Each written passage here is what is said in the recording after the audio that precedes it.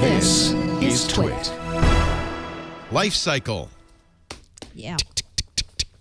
Somebody called the radio station again. I see these radio calls are really good for me because I hear from normal people who don't listen to Windows Weekly. They don't read PC Mag. They got nothing. Yep. And they're worried because they knew about the XP expiration. They're saying, "Well, do I have to go to 8 because isn't 7 dying?" Yeah. Oh boy.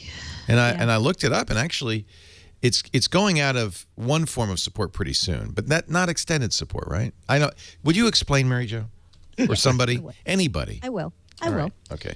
So the reason I've been getting a lot of mail about Windows 7 lately is there's a new deadline happening along the very long life cycle of this product. And that deadline is October 31st, 2014. So in about a month. Yeah, that's the one people are seeing, and they're freaking.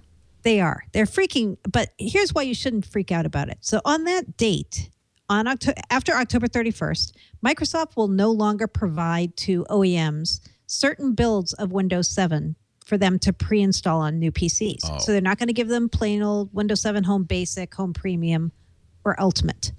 They will keep giving them Windows 7 Professional because they haven't established a date when they're going to not continue to give that to them yet.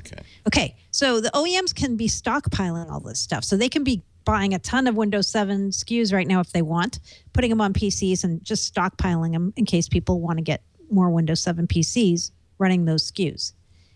This date doesn't change anything about the end of life in terms of when Microsoft's going to keep supporting the operating system.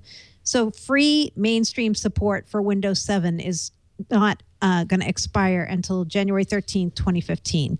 But even after that, until 2020, Microsoft's going to keep giving us patches and fixes for Windows 7. So you don't have to freak out. We're going to keep getting Windows 7 patched, updated, and you can keep using it with no worries whatsoever until 2020. Okay. So that date is something that's kind of triggering a lot of people. And that's why I wrote about it this week, because I kept getting mail saying, I heard Microsoft's not going to sell Windows 7 anymore after that date. That's correct for most of the SKUs, but it doesn't really affect most people. I mean, if you want to go out and get a PC with Windows 7, you're still going to be able to find them for quite a while. Even those certain SKUs I mentioned, the Home Basic, Premium, and Ultimate, because a lot of these OEMs are stockpiling them. So don't worry. Nobody panic. That makes sense. I mean, I'm actually, frankly, surprised they're still selling Windows 7. So that's and you could still get a copy of Windows 7, just not those particular versions, not the Home and the Basic.